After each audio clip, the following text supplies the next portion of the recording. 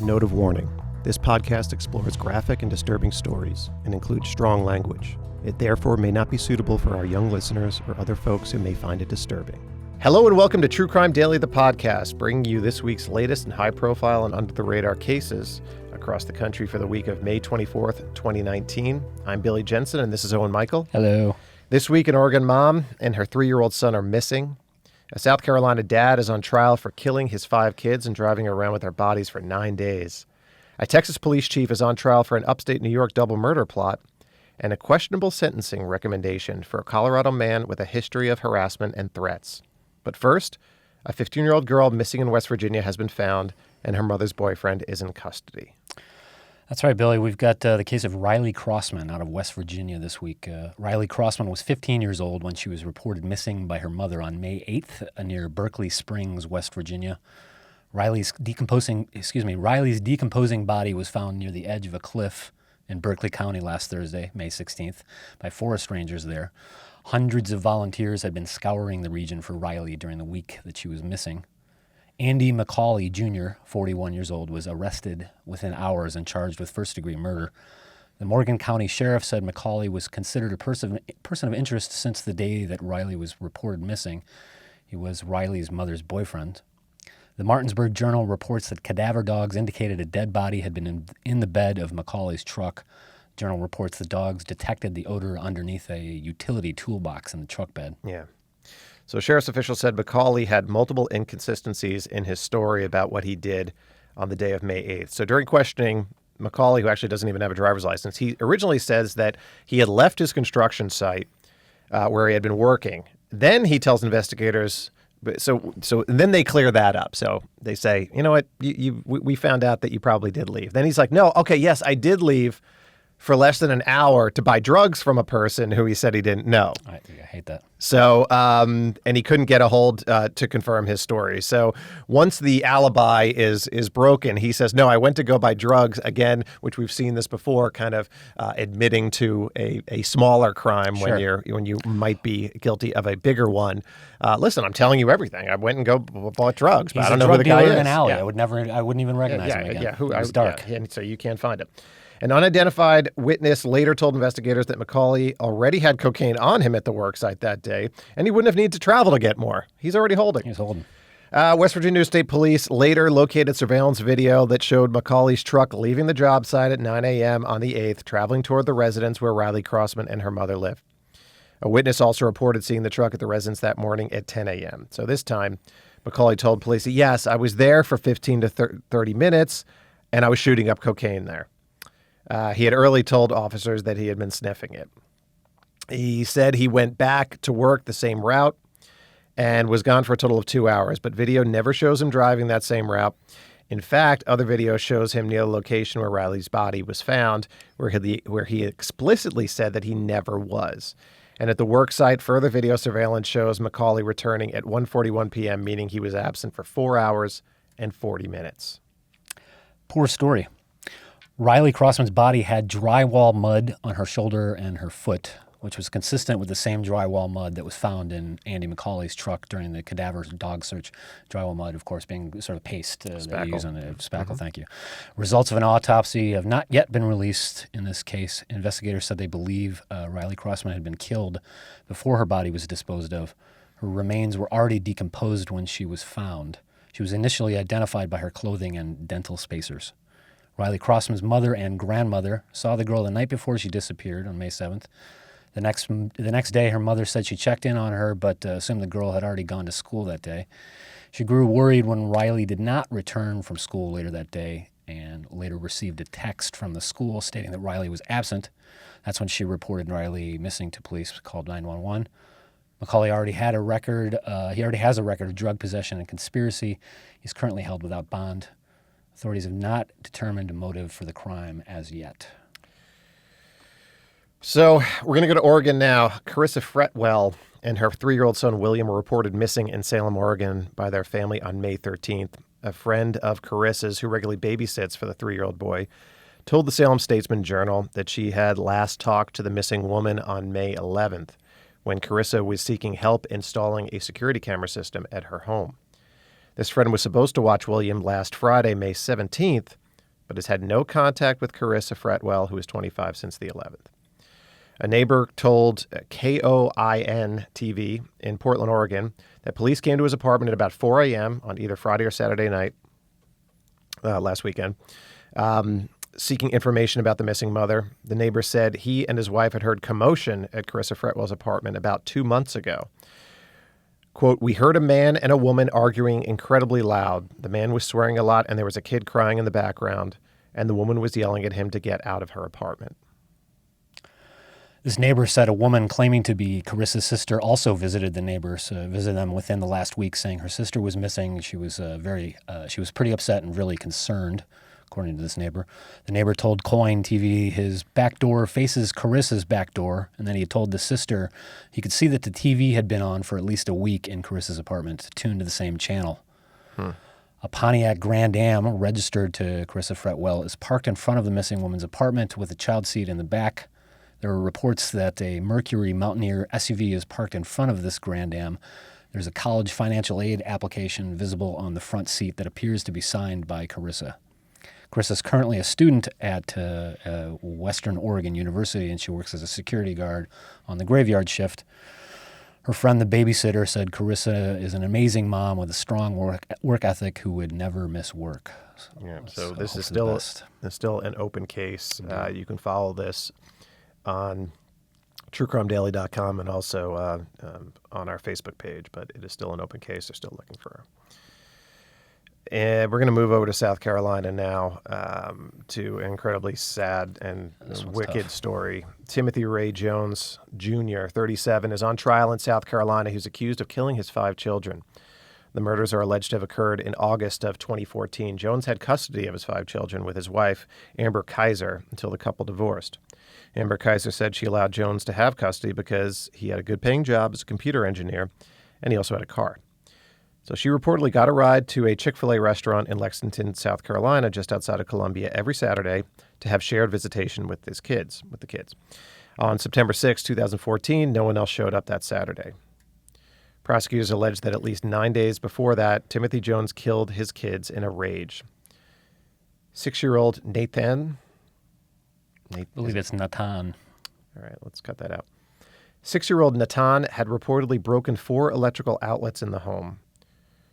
Jones alleges that he forced the boy to do push-ups and squats, occasionally spanking him, then sent Nathan to bed. He later found the child dead in his bed, he said. He then allegedly strangled his 8-year-old daughter, Mira, and then his 7-year-old son, Elias, with his bare hands. Prosecutors say Jones then strangled his 2-year-old son, Gabriel, and 1-year-old daughter, Abigail, with a belt. Jones is alleged to have then wrapped the children's bodies in plastic, placed them in his Cadillac Escalade, and then allegedly drove around the southeastern United States for the next 9 days with their bodies in the vehicle before he deposited their bodies off a dirt road on a hilltop in Camden, Alabama. They were found in black garbage bags. The Charleston Post and Courier reports 2 of the bodies had been chewed on by animals, according to a coroner's report, and it appeared someone had tried to saw off another child's leg. So Jones was arrested at a routine police traffic safety checkpoint in Smith County, Mississippi, about 500 miles away from where he's from, Lexington, South Carolina. And officers testified that he recognized a strong odor in the SUV as, quotes, the smell of death. Timothy Jones Jr.'s lawyers do not dispute that he killed the children as he's being tried for the death penalty. He has pleaded not guilty by reason of insanity. The defense maintains that he has undiagnosed schizophrenia. A judge this week would not allow pictures in court of the deceased children. The defense reportedly wanted to show the gruesome photos to aid in their insanity defense by showing how badly decomposed the bodies in the SUV were. A pathologist testified, but the pictures were not revealed. Timothy Jones confessed to police, saying that he was angry at the boy for breaking the electrical outlet. So he forced the boy to do exercises for hours, doing push-ups and squats, resulting somehow in the boy's accidental death, according to him. He said the boy would not admit what he had done. He said he feared the 6-year-old and the other children were all plotting to kill him. He told police that he found the boy dead several hours later. Quotes, "The voices started kicking in," Jones told police and the FBI. He said he had no other choice but to kill the other children who were sleeping. He said he used a belt on the two youngest kids because their necks were too small to get his hands around them. They didn't want their lives taken, Jones said in his confession. A prison guard testified this week that Jones had told him that the 8-year-old daughter walked into the room while he was strangling one of her brothers, and that he grabbed her then and choked the life out of her.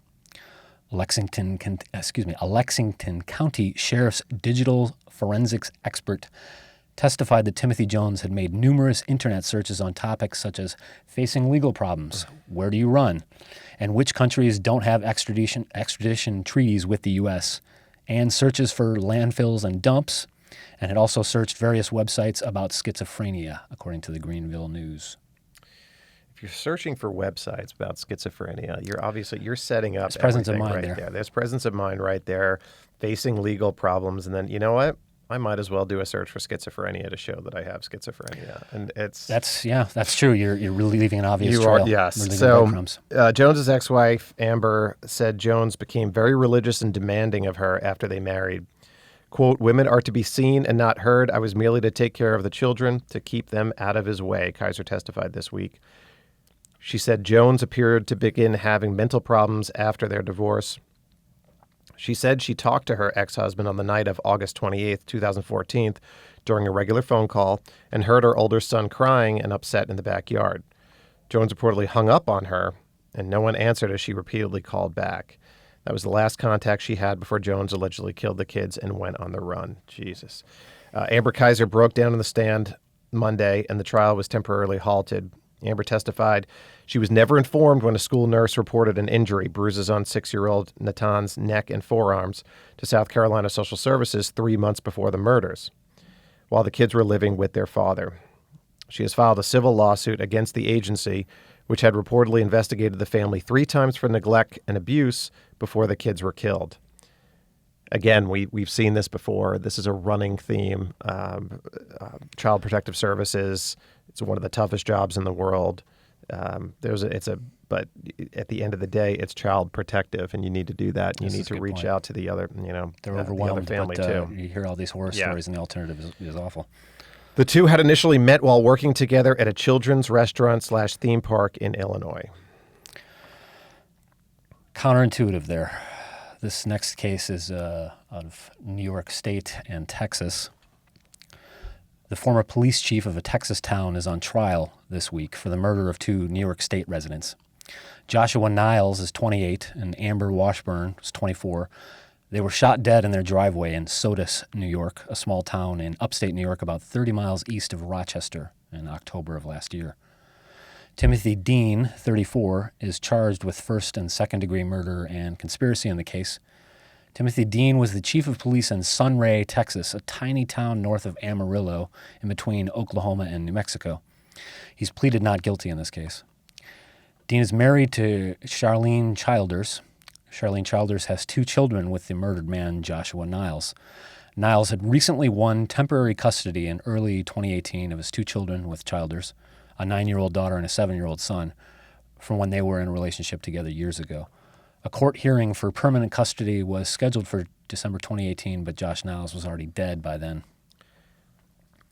So Charlene Childers, 25, is charged with conspiracy in the New York double murder. She took a plea deal earlier this year. She testified this week that she and her husband, Timothy Dean, started to discuss killing Josh Niles in August, shortly after he received temporary custody of the kids. Childers visited with the kids for a week in October, and after that, she testified, she told her husband, quote, the murder needed to happen. Quote, we sat down and we planned it, describing how we were going to do it and what would be used. What type of gun and when, she said in court this week. Also testifying this week was a former Sunray, Texas police officer named Braun Bowler. He has also taken a plea deal in the case, pleading guilty to conspiracy. Bowler, 34, said Timothy Dean and Charlene Childers discussed the plan at their house, how Dean wanted to use a fentanyl patch to make it look like Josh Niles died from a drug overdose. But then that plan changed. Braun Bowler was to rent a car in his name, so Dean's name was not connected, and Dean would then drive up from Texas to upstate New York to kill Niles, about a 2,800-mile round trip. Bowler testified that Dean used his cell phone and his credit card to rent the car. Bowler picked up the car, drove it to Dean's house, and left it with him. He testified this week that he knew what Dean was going to do with the car. Quote, I had several conversations about Tim coming to New York to come kill Josh, he said Wednesday. That's right. Braun Bowler also said that a few days later he got a call from Dean who said he had crashed the rental vehicle in a ditch. Bowler was working and couldn't help him out. A neighbor of the couple who was killed in New York testified this week that she witnessed from her kitchen window a man in a dark hooded sweatshirt shoot Joshua Niles in the driveway next door. The witness said Amber Washburn had just pulled up in her car when the man in the hoodie shot Josh Niles, stood over him and fired at least 2 more times. She said Amber threw her car in reverse. Josh crawled underneath his truck in the driveway. The witness said the man in the hood then turned and shot Amber. She saw his face then, identifying him as Niles. As Dean. At least one other witness saw a man shoot Josh, but only the first witness saw the suspect's face. She identified the suspect as Timothy Dean. Amber Washburn's 4-year-old son that she had with Josh Niles was sitting in the car when she was shot. The car rolled across the street after she was shot. Authorities say she happened to drive up when Niles was shot, that Dean allegedly shot her because she saw what happened. It was the wrong place, wrong time. It was not part of the plan. So a ski mask described as an Under Armour balaclava was found discarded about 1/10 of a mile from the murder scene by a police canine dog. DNA was found in that ski mask. A Monroe County, New York crime lab forensic biologist testified that the probability the DNA is not Dean's is 1 in 1. This is a tough one. This is a tough one. It's 1 in 14.3 octillion. That's 27 zeros for anyone counting. I don't like those odds. However, Dean's defense attorney got an evidence collection expert to declare that there was no way to know how long that ski mask had been laying there before the dog found it. Police believe Childers was in Texas when the murders in New York happened, but she traveled to New York for a vigil for the victims 2 days afterward. She and Dean were arrested separately about a week after the murders. Childers had a 9mm handgun with her, the same caliber as the gun used in the slayings. Timothy Dean's former police department consists of 3 members. Dean resigned as chief of police in June of last year, about a month after he was arrested for injuring a child in an unrelated case. Charlene Childers and Braun Bowler are scheduled to be sentenced next month. She's expected to get 28 years in prison. Bowler is expected to get only 1 to 3 years in prison. That's unclear to me how that works out, but at least they're going to prison. So our next case is out of Denver. Got a 27-year-old Colorado man was arrested in January in Provo, Utah, after he made threats on Facebook that he was planning a mass shooting in a public place and would kill, quotes, as many girls as I see. Police say he made the threats because he did not have a girlfriend and was still a virgin. Police in Colorado alerted Provo police about Christopher Wayne Cleary, saying he had posted multiple threats online. They traced his IP address to a phone, and officers and FBI agents tracked Cleary down in a McDonald's in Provo, where he was arrested. Police were particularly concerned because the day of the most recent threats was January 19th of this year, when multiple women's marches were occurring in Utah and across the country that weekend. Cleary was booked on suspicion of making terroristic threats and pleaded guilty in April to a reduced charge of attempted threat of terrorism, which is a felony punishable by up to 5 years in prison. But prosecutors in Utah have recommended probation. He's already served time in jail from his January 19th arrest until now. The Associated Press reports that at least 8 people have contacted authorities to accuse Christopher Cleary of stalking and harassment. And Colorado police have investigated reports that Cleary threatened to bomb a grocery store in 2013 and reports that he threatened to cut the throat of a Denver city worker. He also allegedly threatened a mass shooting at a mental health facility in 2016. He was charged with stalking 2 18-year-old women in 2016 and a third woman in 2017, which was actually his own caseworker. During those incidents, he was already on probation for a marijuana conviction. In all 3 of those stalking cases, Colorado judges sentenced him to further probation, just 3 years more. Again, this is a case of them not taking stalking seriously. A Jefferson County, Colorado judge said in those cases that a prison sentence, quote, would just make it all worse. It won't do the community any good if I put you in prison and make you worse. This is kind which of might be the absolute worst explanation for not putting somebody in jail after they've had 3 stalking cases. and all of this other stuff. He was still on probation for the stalking cases when he was arrested in January for making the threats. Christopher Cleary also has a warrant out for his arrest in Denver, where he's accused of sending texts to a 17-year-old girl threatening her life with, quote, multiple guns. The Jefferson County Prosecutor's Office in Colorado has said they expect Cleary to be returned to Colorado after the Utah case is concluded, where they will seek to revoke his probation and send him to prison, finally. A judge in Utah is set to rule on the recommendation this week. So, yeah, we've been covering some of these cases about counterintuitive or unusual sentencing guidelines and recommendations and actual sentences. This one, it appears that Colorado is sort of getting the message here. They want him back and they want to revoke all his probation and put him in jail. But Utah is still sort of, that's very tone deaf, it sounds to me, that between the probation, making that recommendation and a previous judge saying something like that. Like, how many more signs do you need that there's an unstable situation here? Where, you need something more than just him walking on the streets and checking in a couple times a month. Yeah, and the idea that, opinion. and this is a problem across America, that police departments don't take stalking seriously.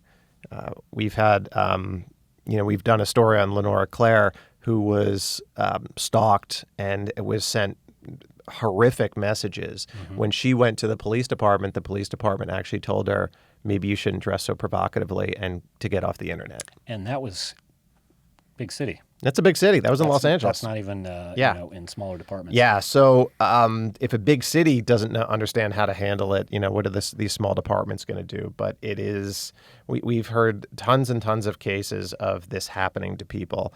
And it's good that this never escalated, but this guy clearly has issues and he clearly needs to be under supervision. There are some flags here. That's true. So we're going to head over to the Hudson River near Hoboken. So a 27-year-old man who was missing from Maryland was found dead in the river off of New Jersey last week. Hudson County prosecutors identified the man as Jamie Kebechku, who went missing earlier this month. While visiting friends in New Jersey, he was found about 3 p.m. last Wednesday, but it was unclear how long he had been there or how he ended up in the river. The Air Force veteran was last seen on May 4th. His cause of death has not been released. Now, the discovery of the man's body prompted the Hoboken police chief to make an unusual declaration to the public. There is no smiley face serial killers throwing people in the river in Hoboken, said Chief Ken Ferrante. I can assure you that there are no current threats to the public regarding the waterfront, and there have not been over the past 8 years. Now, he is referring to the Smiley Face Killers, which is a theory that young men, mostly college-aged, all under 30, they've been found in rivers and lakes across America, mostly up in the Northeast and Wisconsin. Mm-hmm. Ohio. Upper Midwest. And apparently near their bodies or where they went missing, there was a smiley face graffiti. They were trying to say, and there are people that say that there is a gang of people killing these unfortunate young men. Unfortunate young men. There are a lot of them. A lot of them are related to alcohol. That they were out drinking and went for a walk, stumbled into a river or something like that. And you've got these conspiracy theories that have come up that there is a smiley face killer that is, or a group of smiley face killers that is doing this. Enough of an issue that the chief of police of Hoboken had to make a formal declaration about it. Try and nip that in the bud right away. So another body had just been pulled from the Hudson River in Jersey City, not too far away, a couple miles downstream, 2 days before this other body was found on Monday. That body has not yet been identified. Both incidents are currently under investigation.